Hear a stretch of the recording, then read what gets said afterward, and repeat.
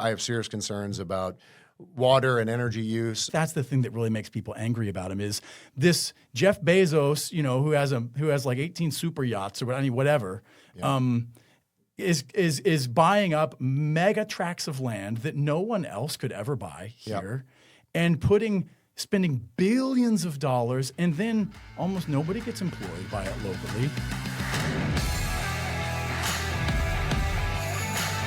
Hey everybody, welcome back to Take on the Lake with Lake Expo. I'm Nathan Bechtold. Thanks so much for joining us. Today in the studio, we have State Rep Jeff Vernetti.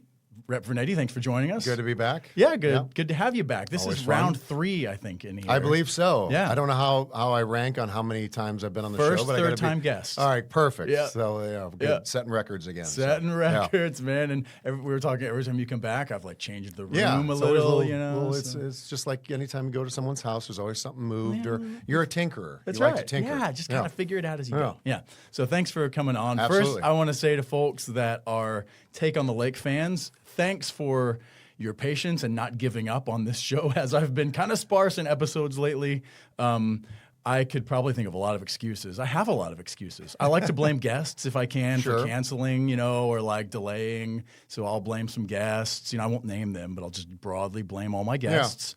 I'll blame just my life and busy schedules. I could probably blame my staff, kids, summer, all these things. It's rained a lot. It has rained. It slows everything up. It's fine. So thanks everybody for sticking with the show. I am definitely not giving up on the show. If I give up on the show, I'll do a final short episode in which I go, I'm done with this, and then that'll just be the last episode. So, anyways, that'd be a good way to do it. That would be good. Yeah, like a 5-second. The 5-second videos do best on social, anyways. So, which speaking of social, we were just talking about how you've actually been able to kind of step back from the social media landscape a bit. Just the craziness of it. Yeah. I mean, look, it's important. It's a way to get things out. And so have a presence on there through my state rep page and get all the information out, whether it's something coming up in the community or something during session legislatively or just passing on well wishes to constituent stuff. But yeah, the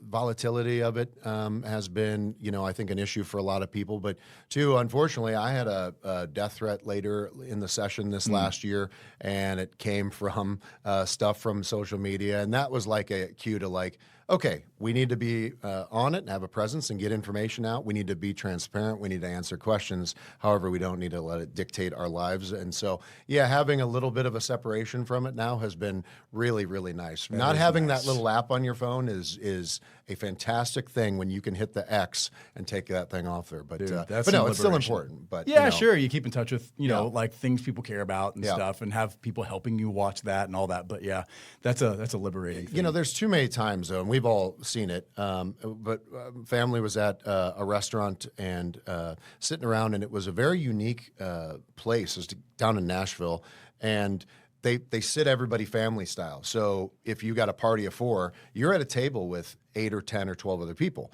and then they bring the dishes out and stuff. And it was fascinating because you're sitting, one side of you is someone that you didn't sit with, and you're having a meal like you do a family meal or anything like that. And not one person at the entire table was doing eating. Like there wasn't a phone out. And I was just like, these are the things we got to get back to. Man. Now, they're never going to come fully back. We get it. I mean, again, technology's here. I mean, look, we're doing a podcast through a phone and a computer. That's how things work now. However, we can get back a little bit. And I want to, in my life, I'm trying to have a little bit more of that back. Yes. So I'm like you. I still have a paper book. I still read regular books, not, Kindles. Again, nothing wrong with it. I'm not the old fart. I can work my phone and stuff. But I am just trying to not have it personally take over my life, which it was kind of trending to. Like, my phone was always out. Dude. And it just doesn't need to be. Yeah. Analog experiences. Yeah. Man. Yeah, we could just talk about that. That could be the show. I was sitting around a table with at our church with a who are we? What do we believe? Kind of thing that we did for our church. There were tons of young people there, and by young I mean like early 20s. Some single, some like we're about to get married, some like that genre of people, and we were talking about this very thing, and I was really impressed with the number of them that said things like, I don't have my phone on me a lot of times, or things like that. And I was like, let's go, man. Let's go that direction more. Oh, it's great. In my church, I go to Calvary, and they do a wonderful job of those that want technology. You can read there's Bible apps and stuff, and you can follow it that way. You can scan for this, you can do that. But they give out Bibles if you don't have it because they want you to learn in any way you can. But I like the ones that are not all in on technology and just so that's just a change I made, just trying to get healthier too. The legislature this last 2 years has been it's been wonderful. There's parts of it that you just have to bring the balance in, and one of it is it's just a very unhealthy building in that, I mean, we work late. There's no lunch break, there's no dinner break, so you literally have to take breaks to eat, and then when the day ends, meetings and stuff continues. And then as you get older, everybody out there knows that the later you eat, the worse it is for you. Oh, yeah. So dinner's at 9:30 and 10 o'clock when you get out of budget, and then what's open at 10 o'clock, usually junk. And all of those things. And then are you getting up at the gym and going to the gym in the morning because you're not taking a break during the day to go to the gym? Right. It's like those things. My first year, I was not great at it. I had to figure that out. And it's almost like a college-like schedule in that you're all over the place, and you had to kind of bring that back. Other than the steps you get in that building, because it's a lot of walking, it's unhealthy as far as everything else. Just the way the flow of the day is, and a lot of sitting, a lot of sitting, a lot of fluorescent lights. You're not getting outside. You're not eating good. It's usually when you eat, it's something quick. Are you working out?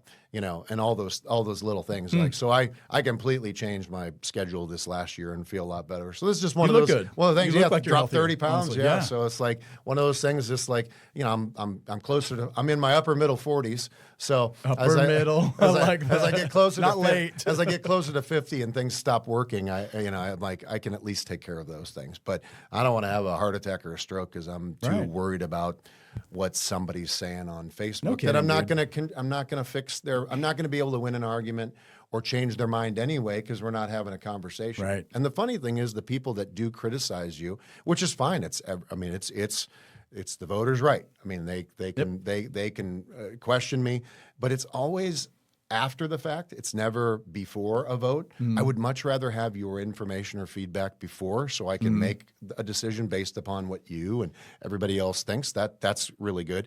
But then those same people that criticize you in public, they'll come up to you and be very, very nice. It's it's a lot of double standards and stuff. So I've just kind of, not that I listen to it, but I don't let it drive me anymore. Now I'm looking, because I'm out in the public as much as humanly possible. I think the whole lake has my cell phone. It's easy to get a hold of me. It's easy to find me. I'll always talk to anybody, regardless of party or affiliation, of your belief in a vote or any of those things. I'm happy to do it. And I think once people see that, we can have a real conversation. It goes a lot better than trying to fix somebody's answer on Facebook. No kidding. Yeah. Nobody ever fixed anything on Facebook. You can't have a real conversation. Well, because tone and intent is taken completely out of it. Yeah. So it's good. It's good for information. It's good for sharing of stuff. But I'm not going to try to convince people on it anymore. So. Good. Yeah. Good. Well, good for you, man. Don't know how that'll work, but we'll see. Good for you. Congratulations Thank on you. that. That's great. Any other Vernetti life updates? And you got a new dog or anything? No. In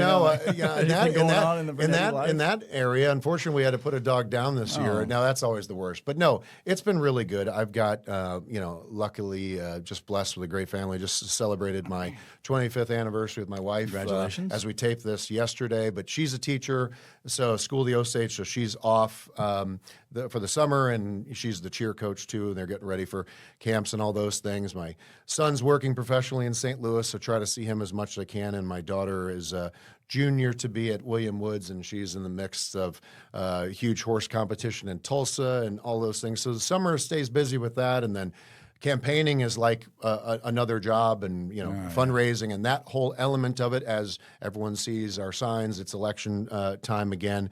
So that's keeping me, busy. It really is almost like a third job because I know you get invited to all kinds of different community group events, and I try to go stuff. And as well you should. And a lot of them, too. That it's fascinating the stuff that goes on here. There are so many new companies, anniversaries, ribbon cuttings of new things, but also just so many people trying to do so many good deeds through nonprofits and through our churches. I mean, this community, for how relatively small, and we don't have one big town. Right. We have multiple little, Osage Beach is our biggest city, and it's not very big. So like we have all these pieced together communities, and it's amazing how faith, fellowship, non-for-profit, charity kind of brings all those people together. It's just great to watch. But yeah, it's a great summer. We've got 250th anniversary of the United States, and Lynn Creek and the Camden County Historical Society is doing a big thing at the end of June.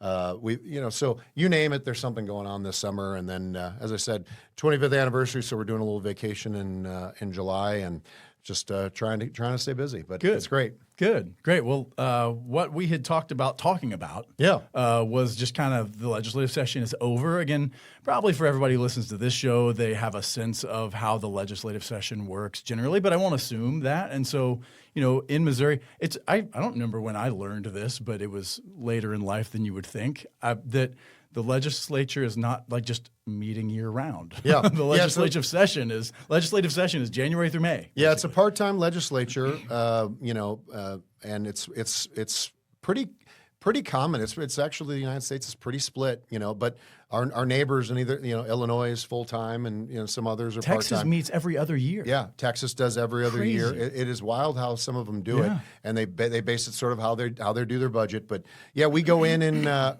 early January and then get out in May. It's usually right there. It's constitutionally dictated, but we've got to be out. And so this year, it's a mad dash to the finish. And just like, again, back to the school analogy, the semester starts and then you get to, oh no, it's finals time. Right. We've got to cram. There ends up being a lot of cramming. So there's, high weather marks of that spring break is like you hope your legislation is passed through whatever body you're in. If I'm a House member, so you hope it's gone to the Senate or vice versa by spring break, because that gives the other side of the building that chance to do it. But yeah, it's a part-time legislature in that regard. This isn't bragging. Everybody knows we make $41,000 a year. It's based upon that's not a brag. That's based upon that schedule. Yeah. So for all the people that do hit us with how much money we make, that's exactly what we make. Yeah. There's a per diem and a mileage thing. But yeah, for the majority of us, the majority of the House, the majority of the Senate, they're mostly retirees, people on a pension, or people that had means, like where they're a lawyer that can do it. There's probably only about 15 or 20 of us on both sides of the building that have a regular, a real job, and then you do this too. So yeah, most of us that do that, you take a pay cut going, and that's our it's fine. That's our way to serve. We knew it. It's not like this was, oh my God, this happened. You know it going in, so I'm not complaining. But yeah, so then after May, after you get done, it's all about constituent work. And if it's an election year, sure. But then right around late summer, early fall, you start working with drafting to craft your legislation and then dive into that next year. So we'll start doing that more in the fall as I get ready for next year. But yeah, the legislative session just ended in May, and it was a whirlwind. We were, again, if you go on productivity based upon certain things, I don't put it all on how many bills get passed. Because it's not necessarily always about quantity. It's definitely about quality. Bills should be difficult to pass. It should be a long, deliberative part. Mm-hmm. But 2 years ago, and you take out the budget bills. So the Missouri budget has 17 bills that make up the budget. So take those out. 2 years ago, before I joined the legislature, and our class did, so it's not because it's not all about me, but that was a real divisive year. It passed 23 bills, non-budget. In my first year, we passed 50. This year, though, the House Senate sent 83 bills to the governor's desk. So again, that's just a measure of how things were at least a little bit less contentious as they were 2 years ago. The House, I think, was very productive. We had one of our most productive times, and there was really very little infighting. There's always things that, again, will divide elements of the Republican caucus or pit Republicans against Democrats. But this year was really, really kudos to everybody. It worked well. And then the Senate does what the Senate has to do. The Senate has to be slow, deliberate. They have the filibuster. They can kill things much easier than we can. So some things didn't get across the finish line that we wish would have, and that's always going to be the case there. But as far as that goes, it was a little bit more pleasant work experience than from what my colleagues told us 2 years ago it did. Great. Well, yeah, so this is the second year of your freshman term. Yes, yes. And I wanted to run down some of the things that you put forward specifically that great. made it across the finish line. Yeah. So there was and this one, man, I like this one because this issue came up not just at the lake, but very much at the lake, and I think that's what put it on your radar. Absolutely. Right? The ADA website issue. So the background was that, and we've talked about this on the show before, but for folks that don't know, businesses were getting threatened with lawsuits or even sued, for having a website that was not, quote, ADA compliant, Americans with Disabilities Act compliant. Not going to go into all what the ADA means. I think a lot of it is actually terrible because it forces businesses to do things that are so economically unviable that it almost prevents them from operating. But that's a different topic for a different day to make other people mad. But the websites weren't ADA compliant. And what that meant was, in these specific instances, a blind guy couldn't read your website. Yeah. That was literally, and that's not an exaggeration. They had a plaintiff, a dude out of Florida, if I remember correctly, in a lot of these instances. And there was this law firm in Missouri that had this plaintiff out of Florida, a blind guy, and he would go and try to access your website. And if your website didn't have this particular tool on it that will like read the website to you and help you navigate the menus as a blind person, then they would send you a threatening letter threatening to sue you because he had been damaged or what, you were violating the ADA. And they would say, or, we'll settle for thousands of dollars. Yeah. And I know businesses that settled and businesses that took it to court. I know of businesses that took it to court. And it was just infuriating. I think everybody felt indignant about that. That was such a garbage way to use the legal system. Yeah. And it came on your radar and you filed a bill. Modern day ambulance chasing is what I like to call it. There's 3 main firms doing it, 2 out of Kansas City, but the one that used a plaintiff in Florida, the other used a gentleman that lives in a trailer on land owned by someone at the law firm. So it's, again, one of those things. Gosh. They're basically using these people that are visually impaired as plaintiffs. But because Missouri didn't have a law or any statute about it, it reverted to federal law, and they could just sue you for your website not being good. In that regard, not having that widget. I'm not a technical person. It's supposed to have it. It's fine. We're not going to change that part of it. You can get into that another topic. However, why the lake was one of the focal points of these lawsuits is these firms, so I'll just say they targeted mostly restaurants and entertainment venues, and the reason being is most, not all, but most restaurants and a lot of entertainment type places, they just need a landing page, their hours, maybe the plate of real spaghetti. Here's our dining room. Here's the number for takeout. It's not a site like yours that has to get updated and constantly managed because it's got news and all those things. And when that happens, a lot of times you build those through phone apps and simple things, and they don't have those. So because they didn't have a law, it reverted to it. So I know of at least 12. I've learned of 2 or 3 more after we passed this. I don't want to say their names, but you would know, if I listed them, you'd know every single business in town that has it. Big and small, a lot of big restaurants, a hotel, a couple of entertainment venues, and then a couple little retail shops. And they'll sue you for $15,000, $10,000, $12,000. I know one, the highest I saw was $20,000. And then you fight, you argue against it, and then they'll settle for 5 or 7. Yeah, how nice with a NDA. Right. So I had one gentleman tell me that did settle, but he had to settle for $5,000, and it was 2 months' rent. To his small little shop. Yeah. But others thankfully fought it, and then they told me through their lawyers that Kansas had passed a law 2 years previous.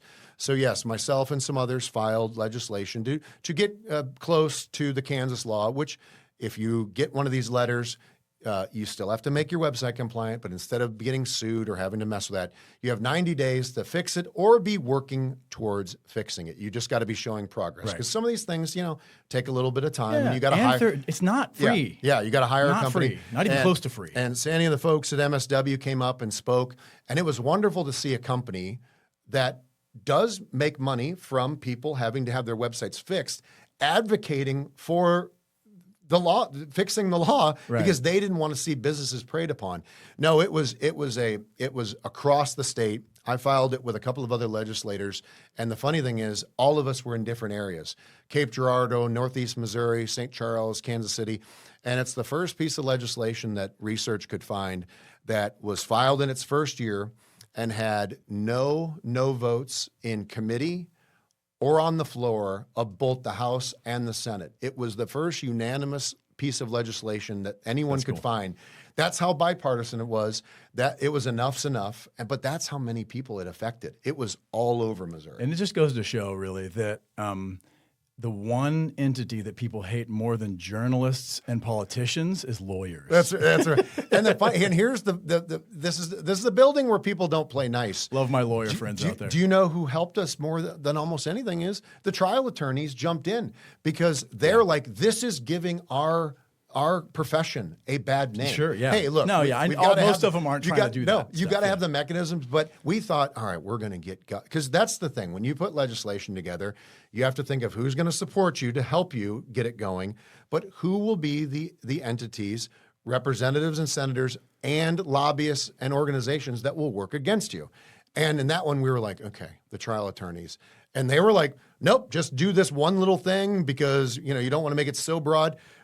It was wonderful note. Actually, it really helped. It actually makes our law better than the Kansas law, and it was great to have their help. But again, first time we've had a unanimous thing, and this is a building where people don't play nice together all the time. And it was wonderful to see. The governor's already signed it, so it'll be law at the end of August. And it was really cool to get that done. I feel bad for the dozen or so businesses that have had to settle, but hopefully this saves tons of businesses, thousands of dollars, and also just the time and the effort and keeping our court systems backed up with these ridiculous lawsuits. It's ridiculous. Yeah, I mean, it's modern day ambulance chasing, and we're glad to get rid of it. Yeah, and it had some kind of clause in it that was even potentially punitive against law firms that were doing this in a predatory way, didn't it? Exactly. Okay, yeah. So it protects against that too. Good. Yeah, exactly. Sticking it to them. Yeah. Okay, so thanks for working on that one. Absolutely. Full disclosure, when we did the article for Sandy, honestly, this was like a collaboration with her, like helping promote her business. But actually, she was like, you know what you could do is just do this article about this thing that's happening. Yeah. And it was a real thing that was happening. And we did the article, and I go, Sandy Waggett at MSW Interactive Designs, who testified up there. Absolutely. I go, Sandy, we don't have that on our website. I was like, maybe could you help us get that before we publish this article? Because it's going to put me in the crosshairs. So our website is ADA compliant now, from everything I can tell. And it's great it happened, but it's yours because your website touches so many businesses. It's important to have it. But like one that I talked to Heather Brown at the Convention and Visitors Bureau. Think about their website. Their website has all the businesses, for the most part, and organizations and entities and events in the entire community. The old law is if you link to someone that's got a bad site, you can get sued. Oh. So the CVB had to make sure that all of their people, think about the time and the expense that they had to go through. So Heather did great with that, but it's crazy how some of these things come. Well, I'm glad you got that pushed through. That's actually really cool that it was fun to work on. It met no opposition. Yeah, unanimous. But you prepare for it just like anything else that people will be like, what are you talking about? Or we don't need that. Because it's easier to say no for a lot of people. Good. Yep. Well, good one. Slam dunk. Yeah. It's very non-controversial to say, I'm glad you got that done. Thank you. Next one, the illegal workers bill. This was basically a bill, and I'm going to sum it up wrong, but I'm going to do my best, and then you can correct me. Perfect. But it's a bill that basically said that a contractor who has an illegal immigrant working for them, or somebody who can't legally work in the U.S. working for them, that the contractor themselves is considered liable in the violation of Missouri's employment laws if they are, even if they have, because I think what some contractors do or we're having people sign a thing that says, I'm not illegal, or something. You have to have so even real if they paperwork. had that, it still basically says, no, if it could be shown that you reasonably knew or should have known that that person was illegal, you are liable in that violation. Is that how that ended up, or It's did close, it get changed? but really and it's only for the construction industry. For now, we can look to expand it. But look, this is already law. It's federal law. It's state law that you've got to, if you're an immigrant, you've got to be proper documentation, and you have to go through I-9s and all of the paperwork that you have to fill out, which the majority of our firms and construction companies do use as they hire immigrant workers. Nothing wrong with that as long as you have the paperwork. But there are plenty of companies across the state that do not. They go again. They don't care about the law, and the reason is what our bill fixes is the statute that Missouri's had on the books gave the Attorney General and their office absolutely no power to enforce state law. So you'd have a company and you'd make a complaint against, hey, I'm a roofer. This company is blatantly hiring illegal workers. They're putting 10 people in a hotel room. They're backing them off a truck to our site, and they're undercutting me on pricing because they're not paying workman's comp. They're not paying taxes. They're not paying insurance. And then the Attorney General would get those complaints, but because of the statute, they'd have no ability to go to that firm, investigate, potentially fine, pull licenses, all the things that were in current law. They had to run it up to federal or something? No, they had to go to that's the problem. Oh. They had to go locally. So they had to contact local municipalities to see if they would help. And if it's a smaller place or one that doesn't have the manpower or doesn't have the capabilities to investigate, by the time they'd get to it, the construction job's over. Oh, I see. So it cuts a lot of that out. It gives the Attorney General actually in their office the ability to enforce current law. And then the other thing that they were seeing, the AG's office was seeing, because right now there were 72, at the time we filed it and passed it, 72 active investigations. They would send out letters. Nathan, give me your workers' documentation and all the information and stuff. The majority wouldn't even send stuff back to the Attorney General's office, so over 50 wouldn't. But then as they did get about 25 or so back, they'd get into the investigation stance, and some of them would be a competitor trying to slow down or hurt a competitor by making up stuff and just saying they've got illegal workers. So the other thing ours did was, if you're going to make a complaint about someone, you've got to have proof, because again, we can't, but back to our social media thing, you can't just throw accusations out. Right. And if you make a complaint and it's proven to be blatantly false, you could be fined. So it will cut down. It will cut down on all these fake reports. Oh, so okay. basically, the bill, what it does is it helps the AG's office work with our local folks still, but have the ability to investigate, potentially fine, but more than anything, pull licenses of people that are breaking the law. So we didn't change the law. Okay. This just helps them enforce it. But why it's important is, again, this is another one of those. We don't have a lot of union labor here, but the cities do. And they have the same problem that we do here. So again, in a situation where union labor and non-union labor don't always play nice, this was really refreshing to have. You had multiple unions, but you also had like our Home Builders Association here in Mid-Missouri, the St. Louis Home Builders Association, neither of which are union labor, working together with the AG's office, with anybody that could pull this thing together. Like, how do we not be more burdensome? How do we not add more responsibility to contractors and business owners, while at the same time protecting their way to make money and also hire the right employees? Mm-hmm. Because the more and more companies were being rewarded for being illegal. Right. And that's so we're solving that, and I think it's going to really help areas like, I think when you get to Mid-Missouri and you get away from unions, and again, I have no problem with union labor, it's just not what we deal with here.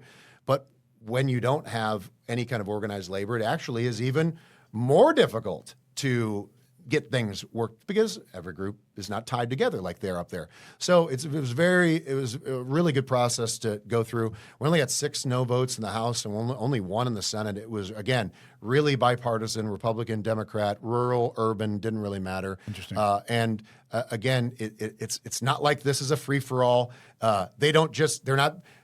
As even some of my Democrat colleagues say, they're not bringing ICE to the construction sites. They're not shutting people down just because they've got people that might not look like whatever they're supposed to look like. Again, it doesn't pull racism in there. It doesn't do any of those things. It just enforces current federal and state laws. That's really all we're looking. So you do. said you did get some feedback from the local home builders association. Yeah, they were well because a first version of the bill had some language in there that could have been interpreted that a contractor might have been responsible for a subcontractor's employees. Oh, right. I remember And then this. as they went through that, it was like, all right, we're not interpreting it that way.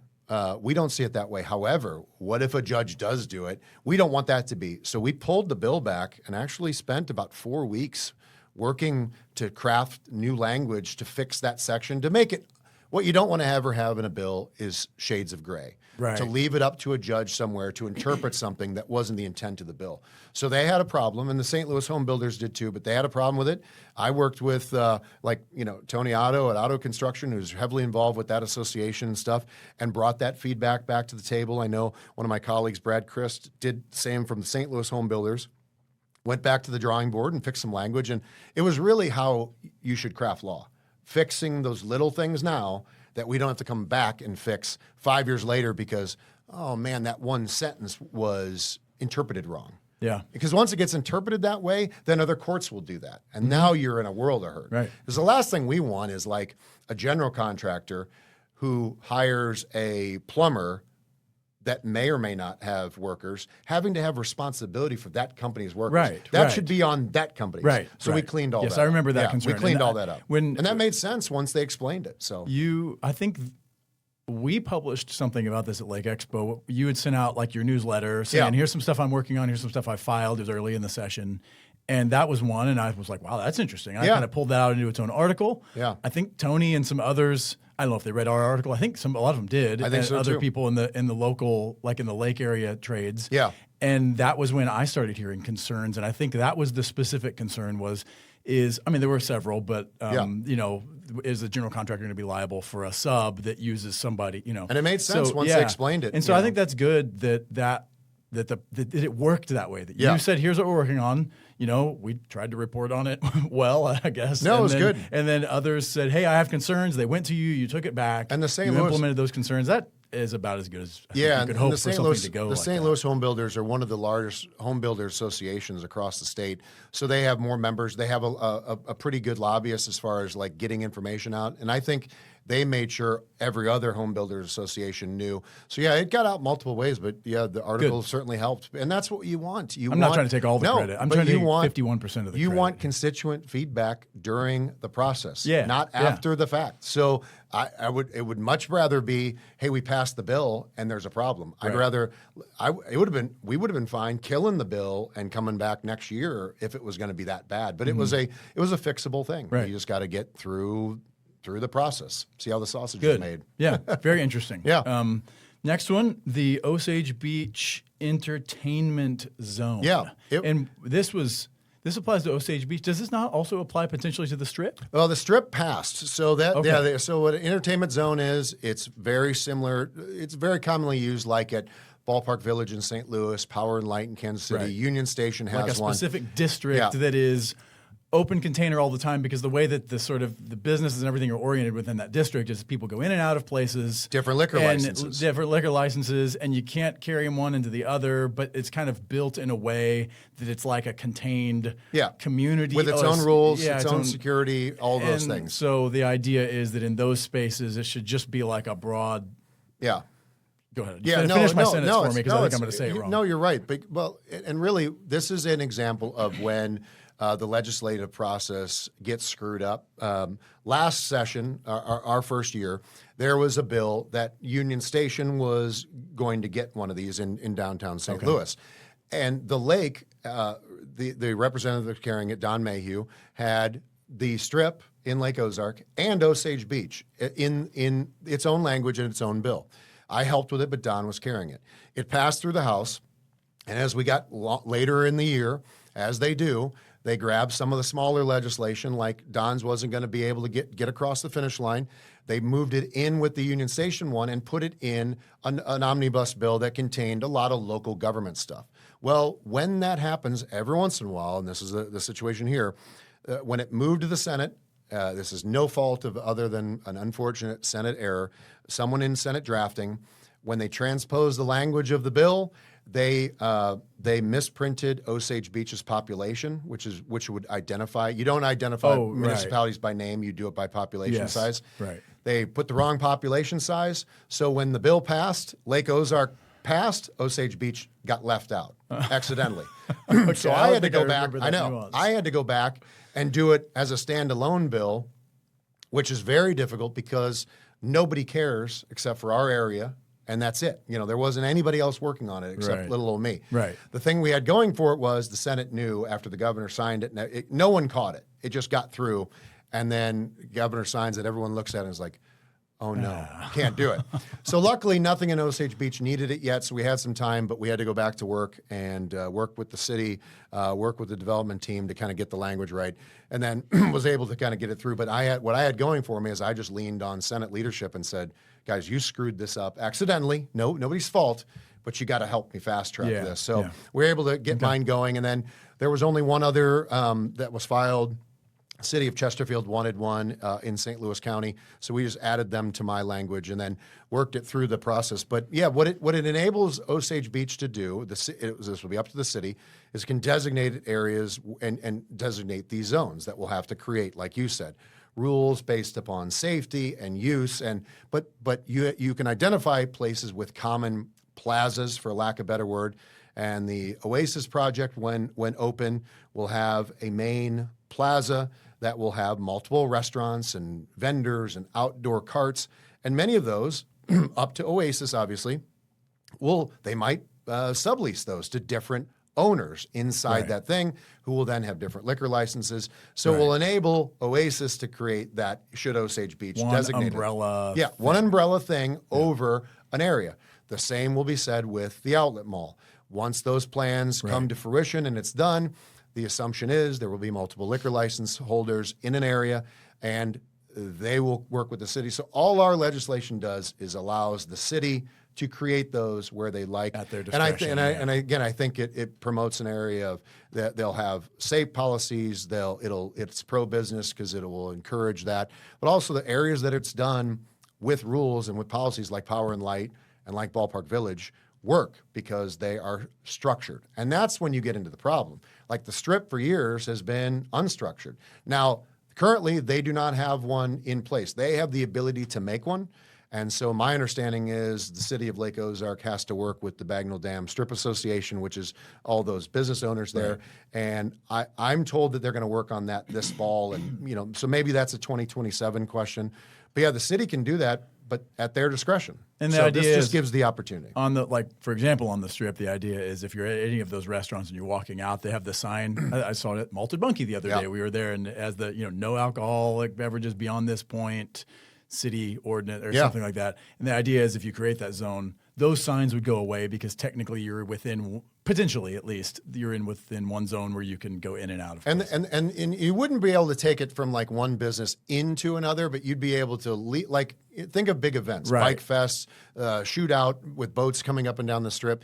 It would have that more flexibility to have tents and vendors outside. But the other thing too is what Power and Light does, and which I think that's what the Bagnell Dam Strip Association, Lake Ozark, will have to create is you can't leave places with anything that would harm anybody. You're not taking bottles out. So you're not taking glassware out. So what a lot of these zones create is a common use plastic cup, where it's used for that area only. You can't just walk up. You're not going to see people walking up and down the street with a bottle of Bud Light, throwing bottles at people. It's to be safer, not have a free-for-all. So there will be, and then also the district and zone is responsible for creating what security element they want to do. So think about all the places on the Strip that could now share security, hire a firm or work together instead of right now having like, oh, I can't afford a doorman, but I really need one. Like, businesses can work together. It can be a community environment, and that's what you want. You don't want problems, because then customers don't go to area where there's fights and there's bad things happening. They go to areas to have fun, and that's what we're trying to create. Yep. Good. Yeah. Interesting. So yeah, so I had 3 this year. It's a record for my freshman class, and it'll be 6 total for my first term, which again is a high. And again, it's not all about bills passing, but in this regard, I'm very excited about it, just because that and my budget work. Most of mine, the majority of mine, are either constituent driven, or they're specific to one of my cities and municipalities, much like the Lisi Fine Airport and things. You know, they're driven by my district. They're not self-serving ideas that I just came up with and want to pass. But working them through the process is difficult, and I'm proud that we got some across. Cool. Well, congrats on the Thank you. success with those. Yeah, thank you. Another one that I didn't even look up your vote, although I'm assuming you voted yes on this one, but that was very interesting is, and I think I didn't actually know about it until I was looking at the list of things that passed. I should know, but there's a lot of things to know. Yeah, 3,000 bills. Well, there's 3,000 bills too. It's impossible to follow them all. Yes. Yeah. So, but is the transportation bill that did several things, but one of the things it did was raise the max speed limit for, I think it defined it as rural area 4-lane highways. Yeah, that's correct. Yeah. It's right. Senator Jamie Berger down near Cape Girardeau, that area had the bill, and happy to support it, because again, it doesn't just automatically raise. It raised it from 70 to 75. Yeah.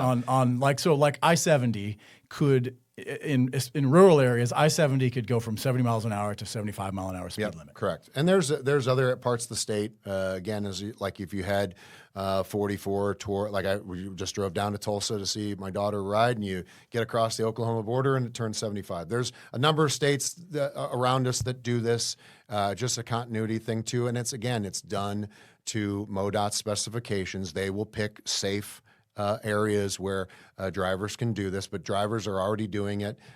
This is it's more of a safety thing to keep people at a uniform speed as best that you possibly can. Right. But no, it's not going to take every windy road and make it 75. But no, I was happy to support that. And also, I had an amendment in the bill. It was unfortunately pulled out towards the end, as were several others. It's a bill I've carried the last couple of years that we're going to get across the finish line at some point. But it would basically give our local municipalities the ability, if they should choose, to enforce the hands-free cell phone law. I really think that that's something that Sunrise Beach brought it to me, and Chief Craig has been great with this. But there's a lot of folks that, especially in our rural areas, that are seeing people unfortunately get killed or have major injuries on their phone when they're driving, and it's already state law, but municipally you can't enforce it.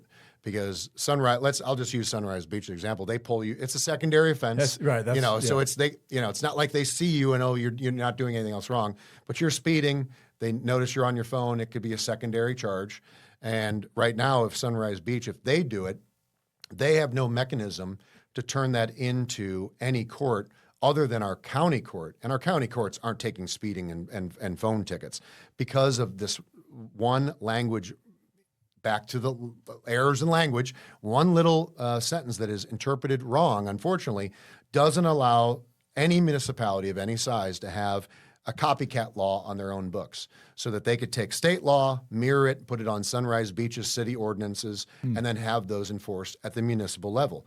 So Sunrise Beach and then the city of Kansas City all came to testify. So I had one of our biggest cities and a small little municipality that I've got all speak for it. But it got stripped out as it did. I actually amended it to 4 different bills this year, and a couple of bills didn't get across the finish line that would have stuck. But this one, it got stripped out at the end, and that's just when you get into the politics of some of it. Someone on the Senate side didn't like the hands-free cell phone law and killed that part of it. So well, yeah, interesting. Yeah, I guess we'll see what happens there. My hope is my son is learning to drive. Yep. He passed his driver's permit Congratulations. test. And, third time's the charm. He's yeah, on his okay. third try, so that's all So right. he definitely doesn't need a phone in his hand. Yeah. Definitely not. We talk about this. Yeah. We've talked about the fatal crashes that have happened at the lake. Yeah. I've told him about those. Cell phones are a major distraction for drivers. They're not the only distraction, actually. And I was talking to him about this because he's been driving. We went to, this is actually one reason I'm glad the outlet mall is currently empty, because it's great for teaching kids to drive. Spot, yep. We went up and down the aisles and practiced, terrible parking job. I'm like, all right, try that again, whatever. So we did some of that. But while talking about all that, I realized, I wonder if ours will be like almost the last generation to have to teach kids to drive, or at least our kids' generation will be the last. Because, look at Teslas and self-driving stuff. You still need to know how to drive, but how fast that's moved into that area. And the way that, I'm not saying you can't get in a crash in a Tesla, but the way that they have a lot of crash avoidance stuff, the way if you happened to be looking over for a sec, it would stop if cars were stopping in front of you. Yeah. I just wonder if that kind of the safety that we all really want on the highways, I think is probably going to come largely, not that we should never have any laws about highway safety, but I think it's going to come through the free market, largely, those kinds of innovations. As much as us talking about analog experiences earlier, I love those tech innovations in transportation that Tesla and others, Tesla leading the way really, have done, because I think in the end, the Highway Patrol has this, like, I forget if this is still like a tagline they use, but like the road to zero highway deaths kind of thing. And I've always thought that's admirable, and I like that they don't want people to die on the highways. Nobody does. Yeah. At the end of the day, enforcing laws only gets you so far towards that goal. And I'm actually excited. This was not what we were going to talk about, but this is my thought. I'm excited about the way you see innovations happening in transportation, because I think that is ultimately the road to almost zero highway deaths. Yeah, we had a bill this year. Now it'll come back next year about autonomous vehicles, and there's a company that's in multiple cities, and they want to bring it and test it in St. Louis, downtown St. Louis first, and basically where you take rideshare experience and make it with driverless, like the Waymo stuff. That's it. Is that not in Missouri? No. I was in Nashville the other day. I saw my first one. Yeah. I'm such a country boy. I guess They're trying to bring him to Missouri, though. Yeah. Okay. I didn't realize they were not actually allowed to be. I just thought, well, we don't have them at the lake because whatever. No, we had a bill this year to bring it and end up dying. So I know they're going to bring it back, and again, it made a lot of sense. And I've heard I supported it. Crazy stories about the Waymos, but it's like, well, you've heard a lot of crazy stories about people driving badly too. So overall, I think the way that tech is developing, so generally in a positive direction. But you're right. We're going to get to an age where we're probably not driving anyway. Yeah, where you're not. It just occurred to you, like, where you probably won't be teaching your kid to drive. Yeah, isn't that weird? My kid might not be teaching his kids to drive. Yeah, boy. Or at least his kids won't be teaching their kids. I feel really certain. That is weird. Isn't that a weird thought? Yeah. Yeah. So speed limit will possibly be going up on, I'm thinking areas of I-44 and I-70. That's really where it'll be. Which that's kind of cool. And I like, raising that limit a little bit. Sometimes it's actually, so I had ChatGPT, more non-analog experiences, but I told it, okay, make me a más o menos, a rough formula here on time savings. If people can go, because of course everybody goes 5 to 7 to 9 over anyways. Not everybody, good on y'all who don't, but generally people are going about 5 over, let's just say, and no highway patrolman's getting mad at you for that. So people will just go 5 over the new one is what that's going to be. All y'all who are blazing past me at like 20 over, you end up getting what's coming to you because you get pulled over. So don't just get out stop. of the left-hand lane. Just come on. So much more would just be if you just drive in the right-hand lane. This is what I've been telling myself. Just chill a little bit. You pass on the left, you drive on the right. Just chill a little bit. But I had it do an estimate for me on how much time might be saved by drivers in Missouri by people being able to go 5 miles an hour faster on interstate highways. Okay, so you ready? It said Missouri had about 22 billion interstate vehicle miles traveled in 2024. That's from the Federal Highway Administration. MoDOT says Missouri has 1,385 interstate miles. So this assumes that everywhere the interstate is going up, and that's not going to be. No, that's not the case. So we'll just use that for this assumption, and then we could cut it in half maybe or something. That number of miles times about, if you go 5 miles an hour faster, it saves about 3.43 seconds per mile. It would be 21.4 million hours saved per year of people on the roads. Isn't that interesting? Which translates to about 875. Oh, no. I'm sorry, 2,445 human years. Wow. Of At the time bottom of the screen, you're going to have to put this wild? equation. You're going to have to 75 miles an hour equals, and then you'll have to put all that in there for the screen for the viewers. But so you could cut that in half even and go, well, it won't be everywhere. Hundreds of human years of time that less time spent on the highways. Isn't that great? Because people go 5 miles. I'm like, oh, it's a great bill. I like that. I'm all for that. Yeah, no, it was pretty less easy time on the highways is a nice thing. Easy to anyway. support it. Get home faster. Yeah. And the last thing is, I'll still be 5 minutes late everywhere. Yeah, exactly. Yeah, it's my own personal struggle. The last thing is, we'll just end on a good spicy one. Sure. Because why not? Why not? Is the data centers. I'm a weird pronouncer of this, but the data centers that there was the dust up locally about the big development here that had proposed that being part of a larger master planned community. That got people here at the lake talking about it. But what the latest in the news cycle really is that Keo just announced one being built by Amazon up north of I-70 in Montgomery County. That's kind of northeast of Jeff City. I don't know how far, but it's kind of central Missouri still, but northeast of Jeff City. Up in Montgomery City, which is in Montgomery County. Yep. And it's I don't remember how many, massive. 1,000 acres. I think it said it was a 1,000-acre campus. Yeah. They're gonna do $7 billion or something, expecting it to bring the county millions of dollars a year in tax revenue. It's just across the highway from where Google is already working on one that's even bigger. I think a $10 billion. What's another billion? $3 billion dollar data center out there. So it's a thing. I mean, everybody knows it's a thing around the country. In Missouri, communities are grappling with this. You were involved in the conversation some locally about the one. Again, I don't know that one's happening at all. The Opportunity Zone got dumped and the data center thing, and I had Blake on. He talked about we don't even have to do one, So I don't know. I don't really see any really fast track to one happening at the lake. No. But what do you think about the ones that are happening in Missouri generally, about the controversy, about concerns, all that stuff? Well, look, I think that it's up to each area to make these decisions on the side of the counties that are bringing them. Look, we've had data centers here. Look, we've had data centers here. It's not like these are the first in Missouri. They won't be the last. Counties see the potential revenue that can be made from taxes and tax incentives and all the different things, and it's up to them to make those choices. I can just speak to the area that I represent. I agree with our county stance.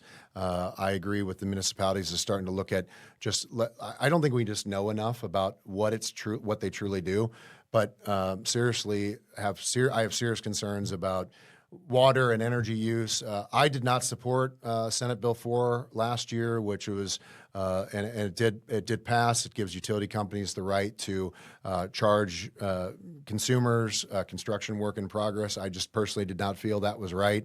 I don't feel that that's good for our area, and you're seeing a lot of the benefits of that bill, companies and these centers utilizing some of that language to get into those rate situations. My understanding was that SB, or at least that's the way the governor's press release explained it, was that it allows that it required utility companies to charge a higher rate to super users so that us average folks don't have to pay more because there's a data center on the grid. It does, but then there's breaks that they get in other areas to offset it. Yeah. So I think that what our county's doing is the best for our area. I just don't think that we have any use for one here.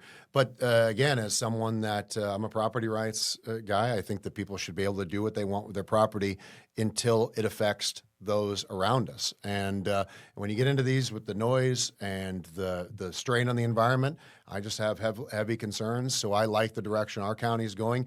If you want to bring one to the area or to a municipality, let them have whatever rules they want to limit or encourage. So I don't want to tell that county not to do it necessarily, but at the same token, I like that if one would ever come to this area, it would have to follow the ordinances that we have adopted, at least in the county, of you've got to be self-sustaining. You can't pull, from the grid to really hurt the consumption ability. You can't pull any of our natural resources, and there hasn't been one built that ever would follow those ordinances. So it would take a creative data center builder to follow that. We'll see what direction we go. Yeah, I don't see one coming to this area anytime soon, and that's what I would have to focus my attention on. I just don't think we need it. Again, though, I don't think we're going to stop them. It's just a matter of what do we look at, what's best for the state, what's best for our area. And I don't know of any legislation that's out there to put a halt to these, but I certainly support local county governments, city governments, and municipalities to say no if they want. I mean, we saw it in Festus. They're voting out every elected official where, because what we're seeing, Nathan, is we're seeing counties or cities that get these big incentives and these big packages to bring them here, and then they're not listening to their constituents. But for all I know, I don't live in Montgomery County. Maybe the people there are not having issues with this, but they're not really jobs creators. You'll have 15 to 25 people man the massive ones. Yeah. They are big construction projects, but for the most part, those are built by contractors that have pre-existing out deals of area that have and they're, again, no criticism of it, but they're union labor. Mm-hmm. So let's just say we built one here, it's not being built by local contractors. It's not local people working more. It's going to be people out of the market coming here and dumping one in our backyard. And I think that's why you're seeing. If you polled 100 people, how many people support them in the Lake of the Ozarks in your viewing audience? One out of 100. 1 or 3, 1 to 3 out of. I mean, so again, I'm in that 97 to 99 that just doesn't support it unless there was just extreme different circumstances. Explain to us the utilities, explain to us all that, and let's do studies and let's look at it. But we just have no need for it right now. Two things. One, my brother lives in South Texas and the Bryan College Station area. Okay. And apparently, I think it's Google. It's one of the big ones. Yeah. Is planning the biggest one that has ever been built. Really? Apparently there. And he sells roofs for a living. And he was like, I want to roof that thing so bad. Miles of roofing, you know. But to your point about contractors, he was like, I don't. The specs or who they work with, who even knows how to do that. He works for a fairly large roofing company there in the local area, but he's like, I'm never getting that job. None of those. It's some specialty mega something. And that actually goes to what I think. The more I've thought about this, I'm not necessarily innately innately opposed to the idea of a data center. We're using them. We're using them they're a thing. They're a thing you're using, right? So I'm not opposed to the idea of them. I'm not opposed to the idea of them being in the U.S. because I'm like, well, or do we want China to get them? And then they have all this infrastructure that you know what I mean? So I think that's a question you at least have to ask, right? But the more I thought, I can't remember even who it was I was talking to, but I just stole your idea. Sorry, friend, whoever it was. He said, you know what I think people really get angry about with these is that they feel like these things are like foisted on their communities in a way by these like globalist, I don't even know who these are they even human beings, are coming in, buying up more land than anybody locally could ever afford, putting a thing here, building a thing. In fact, if you think about this, something that gets built, like a structure that gets built in a community, almost always, in fact, with almost no exceptions, that structure is there in some way adding real meaningful value to the community that it's in, right? And everything from a church to a store to a corner store to a convention center. Some things bring in people from out of town, but again, it all is part of like the economy happening there in the community. And a data center is so divorced from the realities of the place in which it's built. And the more I've thought about it and talked to this friend about it, he said, I think that's the thing that really makes people angry about him is this Jeff Bezos, who has like 18 super yachts or whatever, is buying up mega tracts of land that no one else could ever buy here and spending billions of dollars and then almost nobody gets employed by it locally.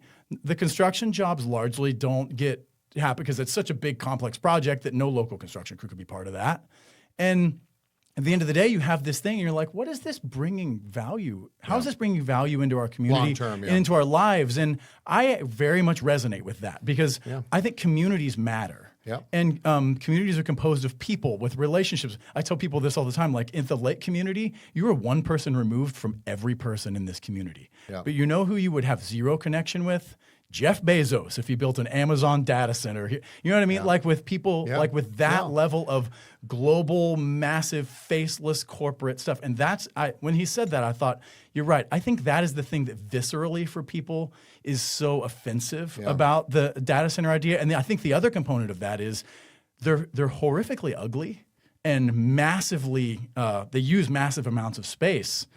And so then I was like, why don't we make them beautiful if we're going to build them? You know, make them 3 to 4 times the size of a super Walmart and things. Yeah. It's just, but no, you're right. Again, I'm a property rights guy, so I think it's someone's inherent right to sell their property until though you get into the things that you're talking about, where what happens on your property very much does harm me and other property owners. And I think that's where we were getting into with that to go along your lines. And then you throw in the extreme unknowns on utilities, the noise pollution, the water usage, utility rates, all of those things. I'm right. You got to completely pump the brakes and put a stop to these for right now. But yeah, like, you know, if a farmer's got land and they're done, you know, farming it and they want to put houses or something on it, that might be a bummer to people, but houses probably aren't harming people, you know. Right. But They're adding value in a community. This isn't a guy taking knocking a bunch of trees down and that were pretty to look at, but he wants to raise cattle on the land or something. You know, this is not that. Right. Because that happens and that's that guy's right. This is building a massive complex potentially that has huge impacts. A guy putting cattle next to me or houses next to me that I didn't really want doesn't really impact me. And that's where I draw the line personally. Yeah, I think that's interesting. And I think data centers are going to be built in this country. Yeah. They are going to be built. And I think that if there's a way that they can be built that bring genuine value into communities, I think you would find at least some communities less opposed to them. And so then I think, again, it's just sort of like you just instinctively you go, oh, that would be why people kind of naturally oppose them, because they recognize this brings value on like a global stage or something, right? Like it increases Amazon's, stock price or something, but it doesn't bring our place. So I think, honestly, if I were to, when I meet with Jeff Bezos next week, this is what I'm going to tell him. He'll be your next guest. He'll be my next guest. I'm going to go, listen, if you're doing these things, you need to be asking yourself, how can these things genuinely care for, address concerns of, and lift up and be part of the communities that they're being built on? Because, like, they're infrastructure, right? A data center is infrastructure. And historically, infrastructure helps communities that it's built in. And often infrastructure is beautiful. Think about like Grand Central Station or Union Station, right? Yeah, infrastructure was built to be a beautiful thing, and you're building these gargantuan, ugly rectangles. And I'm like, you know what? Maybe you should spend an extra $100 million and make like Roman columns in the front and a museum inside. Make it beautiful and add value in the world. It is wild, though, to look at the diversity of what Missouri thinks about these. Because obviously, we're pushing back against having them, or even the communities that are saying, whoa, we're going to get more information. Right. So around here, that tends to be the thing. But then like St. Charles got, they put a moratorium on them. Like I said, I already mentioned areas of Jefferson County, but then you have others that you're not seeing a pushback. You're seeing them be embraced. Mm-hmm. So it is interesting to see different Missouri communities look at this completely different, whether it's economically, socially, environmentally. They look at them completely different. So again, this is where in a representative democracy, I've got to represent my folks. Yeah. And this is one that I have no problem aligning my personal beliefs with my community's beliefs, because they are in lockstep on this for the most part. And but you're right. It's going to be something that's going to, as long as people are building things that are bringing $7 and $10 billion of economic taxes to an area, you're going to see it Somebody's being talked gonna, about. yeah, somebody's gonna take it. Yeah, you're right? gonna Somewhere. see that being talked about, Yeah. and I think that we've just got to be cautious of what we do here. And I applaud the county. I know Osage Beach is looking at this too from a city level. I know Camdenton put it on hold for a year. So yeah, I like the direction that we're going here. I kind of like Elon Musk's idea. Have you seen what he's put have out not, there? no. He said let's put him in space. Put him in space. Which is, like, of course Elon would say, Yeah, of like, course, that's like his solution to everything, right? But honestly, his argument for it is great. The heat, you can just radiate out into space. You just blow it out into space. It doesn't matter. Solar is the power source, and the sun never sets. The way it's like whatever you call, I don't even know the terms for that, but the way it's up in space. Yeah. I mean, they already have the technology with SpaceX, and I mean with Starlink, to like obviously super fast, high speed data transfers. The more he's talked about it, I'm like, maybe maybe everybody would just be happier. Let's see if we can make that work. Maybe that's what SpaceX is up to next. I guess we'll see. All right. Well, we have gone long enough. Probably not for me because I could talk a lot longer, but probably for everybody and you. And I appreciate you taking your time to come on the show. And I hope this has been informative, interesting, maybe a little educational, humorous, whatever for folks. And again, just want to say thanks to you for coming on. Absolutely. Thank you, everybody, for listening to Take on the Lake. And stay tuned. I have some good guests lined up tentatively. I just don't know when they're coming on. So stay tuned. And until then, stay anchored, stay curious, and we'll see you next time.